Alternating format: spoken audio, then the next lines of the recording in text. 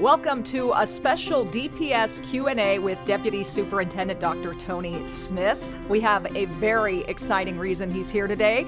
A big announcement to discuss. Should I say it, Tony, or do you want to? Please, you go ahead. Oh, thank you. Thank you. Yes, DPS just released graduation rates for the 2024-2025 academic year. And drum roll, this class saw a four-year graduation rate of 81.9%. 82. Yeah, that's basically 82, an increase of exactly 2 percentage points year over year, and the fourth consecutive year that DPS has attained an all-time high under the current methodology. So it has just continuously gone up each year.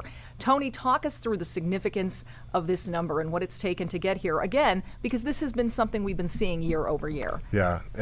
First off, we're so proud of our kids, our students, our teachers, our parents.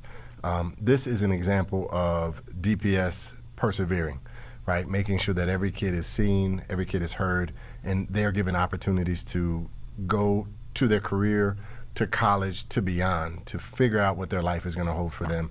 And we're just so excited that we've been a part of that. We've done a tremendous amount of work to show the path through high school, to give kids every opportunity to seize the greatness within DPS and the greatness within themselves, and this represents them doing that. Mm-hmm. So it's really exciting. Yeah, so many things go into that number.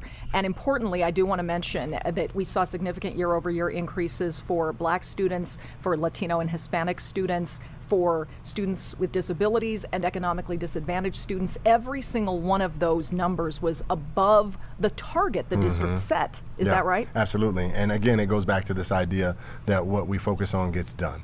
And so seeing our individual students, understanding who they are, what they need to graduate, what they need to be successful in school has been our mission for the last 5 years. And we really are starting to hit a stride that shows we are really getting to a place where we're understanding, implementing, and succeeding.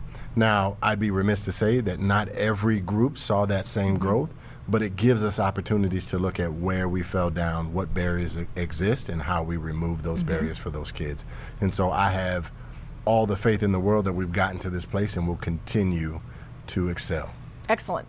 You and I have previously discussed how DPS has made a lot of efforts, specific strategic efforts to improve academic performance from elementary through high school.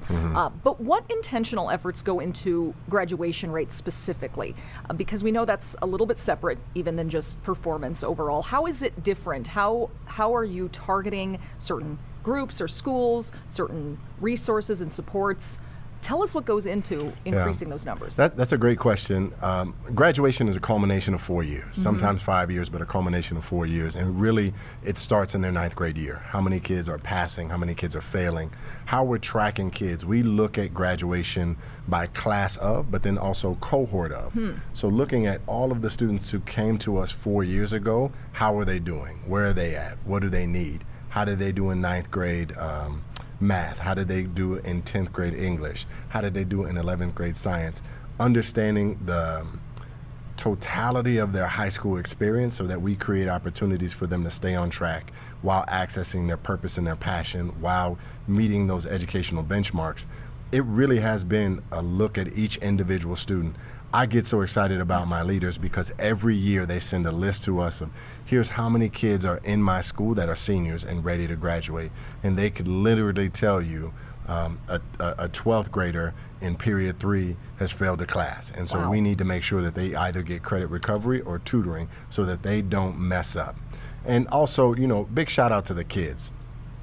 Each of those percentage points represent a student who has persevered through a lot of challenges. And having a high school senior myself, I understand senioritis is real, and that drive to get out into the world and do your thing is there. And they see themselves as adults, but they've done the pieces needed to graduate and fulfill the requirements. And we're just so proud of them. So graduation is a culmination of a high school experience, and it shows their growth and maturity from their 9th grade year all the way up to their senior year in graduation. And I'd argue where we've really been pushing DPS is to give parents, families, and students an opportunity to see themselves starting in DPS as early as ECE 3-4, seeing their trajectory and graduating through one of our high schools, making sure that we paint that path for them, that path of excellence, that path of excitement. 4 years, you point out, is a long time. I mean, you look at the class of 2026 that will graduate this year, and when they entered high school in 2022, we weren't so far removed from the pandemic. The class of 25, the rates we're talking about, they were in 21 when they came into high school, so very much still in those pandemic years. So a lot of changes in life happen over that time. Yeah. I love that you talked about how you're intervening in 9th grade, then you're looking at 10th grade, you're looking at 11th grade, and then at 12th grade to the very last moment that you can. And it sounds to me like it's very important that you continue to intervene in all of those years, and the teachers do that. You know, I think every teacher and leader would tell you that schooling is personal.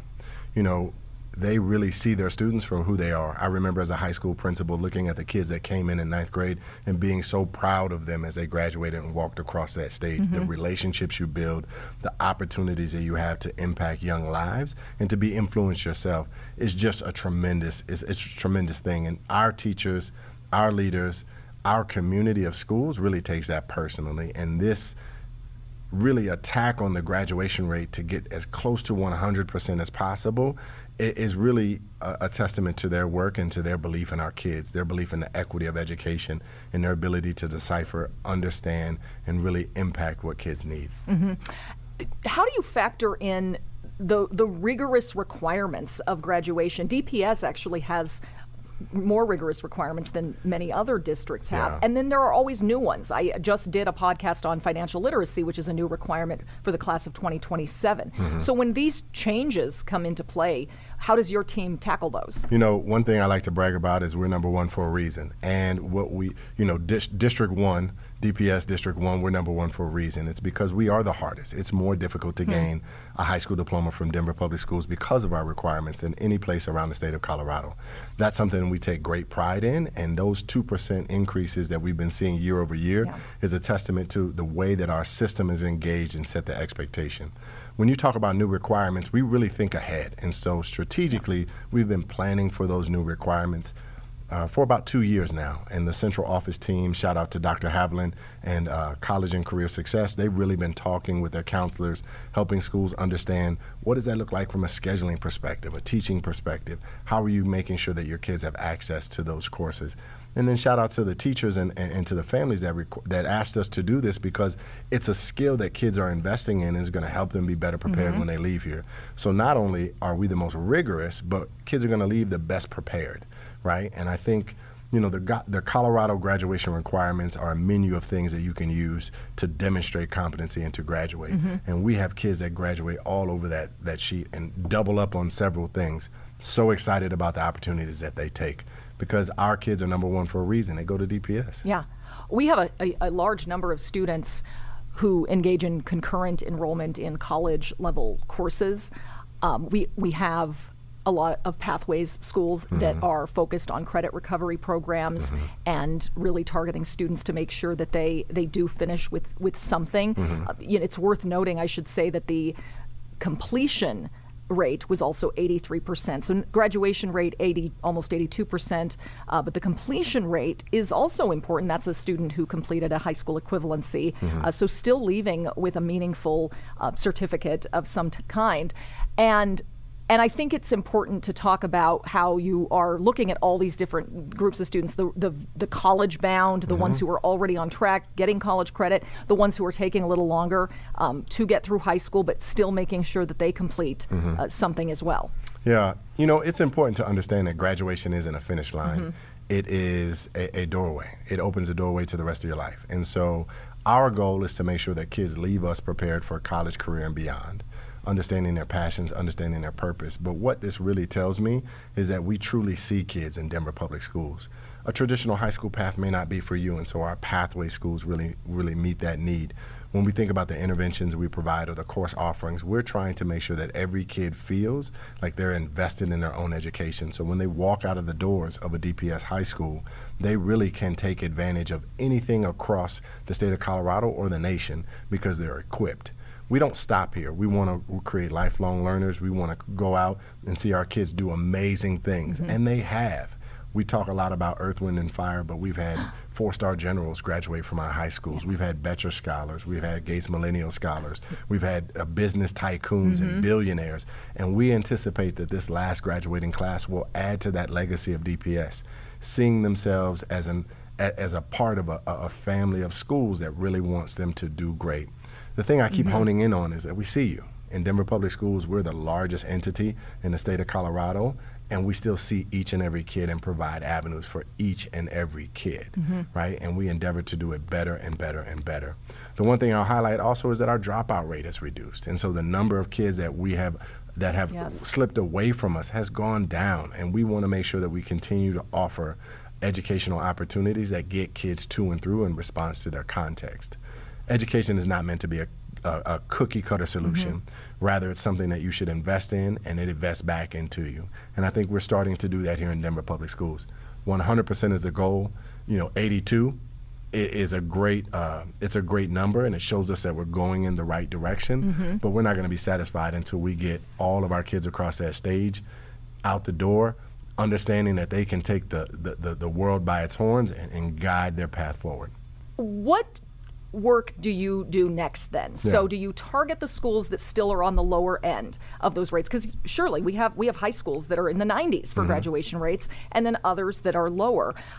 Is it targeting those schools? Is it targeting specific groups with more support? Where do you go from here? Yeah, DPS is a family of schools, and I really appreciate that question, because how we've been attacking this is from K2. So the more kids that come into our system that aren't reading and hit 3rd grade and are reading on grade level creates more 4th and 5th graders that are able to access content and curriculum that leads them into a 6th, 7th, and 8th grade middle school experience that is truly rigorous and robust. That leads into a 9th grade experience where we can do more with students, do more for students, have more opportunities, and they continue to see themselves grow and blossom. And so it is really, while this is a testament to the high school, it's a byproduct of the middle school experience, the elementary school experience, and understanding that all of our teachers, every teacher who has had an opportunity to engage with a student is responsible for their graduation. And really absorbing that as a community of schools, but also as a community of Denver, to say we're all responsible for our kids and making sure that they make it across that stage, I think is the next phase of work that we've really begun. And so when you hear us talk about not only our COSATs, but our Colorado SAT, our CTE curriculum, our middle school exploratory phases, our Read Act in elementary, we're all gearing them up. We're gearing every student up to be successful and walk across that stage in 12th grade. So while I shout out my high schools and I know that they're tracking individual kids, we just looked at this data yesterday by school. Where are you at? What do you need? How many kids are on track? How many kids are off track? And schools are already starting to think about how they reach out to parents, how they create opportunities for kids. Really, I would say that the kindergarten teacher that taught that student, the middle school teacher who taught that student, the support staff that came and intervened and support and pushed kids and gave that word of encouragement are all responsible and will continue to be responsible for the gains we see in Denver Public Schools. Let me ask this. You point out the work that's happening at every single stage of the game from pre-K on. And we celebrated a lot of wins this year for DPS. The highest CMAS scores, the highest math CMAS scores ever for DPS, specifically the district being green in the state's framework, performance framework data for the first time in many years. Is that an obvious corollary then? I mean, when you saw the early numbers coming out on CMAS, for example, do you assume then that graduation rates will also be up because you can say we've been putting the work in at every stage, every grade level? Or is it something you still have to treat as separate and focused and really focus on those high school years? Yeah, that's a great question. We focus individually and separately on individual schools and individual students. While we're seeing great and tremendous growth across the system, that necessarily isn't causation. We do see correlations to the number of students reading on grade level in 3rd grade, graduating high school. We also understand the issues of Denver around transiency, chronic absenteeism, right? And we understand some of the political context that are facing families, socioeconomic context that are facing families. And so it's not necessarily a correlation, but what it does is gives us an opportunity to triangulate our data and to really not go for the broad scales, but look at our individual schools, our individual kids, trust our educators, trust our leaders to understand what they need, and for us to fill gaps as we go along. Interesting. And so, while I wish I could say the more kids coming in at ECE 3-4, going to kindergarten can read, will make sure that we get to 100%. While there is a correlation to that, that's not causational. And so I want to make sure that we see every kid who's in our school every year be as successful as they can, as possible, be as successful as possible, excuse me. And that may mean that some kids have to grow 3 to 4 years in literacy in 1 year. And I've seen teachers do that. Wow. Right? I've seen teachers catch kids up at a dizzying clip. And I think it's so awe-inspiring to know the work that's happening in Denver Public Schools with the educators we have, the leaders we have, and the support staff we have. But then once that fifth grader is out of fifth grade, you still are watching them into middle school, high school, always, every year beyond. As a principal, I always told my kids, all my graduating students, we love you. We'll always be here for you. Our door is always open. And I remember teachers who opened their doors to me and mentored me as I got into college and checked in on me and ensured that I was okay. And I'd see them in the supermarket, or I'd see them 10, 15 years later. They'd be coaching my kids. And, they were just stalwarts in my life. And so DPS has those relationships with not only individual kids, but families. And so when we really talk about the legacy of Team DPS, it is so broad and so expansive that everybody in Denver is a part of it. And so we're just so excited that we're continuing to go in the right direction. Again, nobody can hear us say, and nobody will ever hear my team or myself say that we're there, but we're going in the right direction. And I'm just so proud of the people that we work with and for. Shout out to all those teachers and educators who have put in that work. This 81.9% figure is a celebration for you as well. So you pointed out you'll never be done. Does your team set a new number for next year? Is that how it works from here, or where do we go? There's a couple different ways we approach this, and most of it comes through our executive limitations and reasonable interpretations that the board sets for us. But also we have stretch goals and things that we know will move the system that aren't contained in there. And so we talk about what are the needs of individual student groups, individual schools, individual teachers. We look at the number of new teachers coming in to the system and the professional development they need, the number of new leaders coming into the system, the number of veteran leaders who can share promising practices, where our data was spot on, where our data was off. And so, Dr. Morrell likes to say it's an opportunity at getting better at getting better. And so we really truly believe in this continuous improvement cycle and learning from people who did it better than us. We have a lot of charter partners, a lot of other school districts around the city that may have done some things better than us. How do we learn from them? We access our partners and our colleagues from across the country through the Council of Great City Schools. We want to make sure that we're learning from like school districts across the country. So we're constantly trying to figure out how to get better and how to continue to do the right thing, to continue this movement in a positive direction, but also keep the main thing the main thing. And what I will say in closing with this remark is our teachers, our leaders, our staff kept the main thing, which was kids, and getting them to and through and making sure that they learn and they perform and that they have the confidence and self-esteem and the support to keep moving forward. So awe-inspiring all around. When you say 81.9, I immediately want to just shout out 82. But in next year, hopefully we have 84, 85, 86, and we just continue to grow and grow and grow. We see the trajectory continuing that way for 4 years now, and no reason to see that slow down. So thank you so much for really providing an in-depth look at the work happening from your department down to the school level to make sure that we are addressing the issues that every student faces and getting them all across the stage, as you mentioned, ultimately. Anything else, Dr. Smith? Just a big shout out and thank you to all of our school leaders. We're in robust conversations around this time, and just know that your work is paying off. To our teachers who are coming back from a hopefully restful and relaxing break, our kids are too. And I had the opportunity to be in schools today, and they are hitting the ground running, wasting no time. Just really excited. They want to get better. We want to get better. And kids kids are amazing. So shout out to all the individuals who made this 82% happen and who aren't satisfied as well and feel like our kids can be 86, 87, 88, all the way up to 100. I'm just shout out to all those individuals who did the hard work and the heavy lifting to get our kids through. Well, great way to kick off the second semester of school here in DPS. So thank you. Happy New Year to 82. you. This has been our first DPS Q&A of 2026, but we look forward to sharing more in-depth conversations with Dr. Smith and other members of the team throughout the year here. Thanks for listening. Thank you.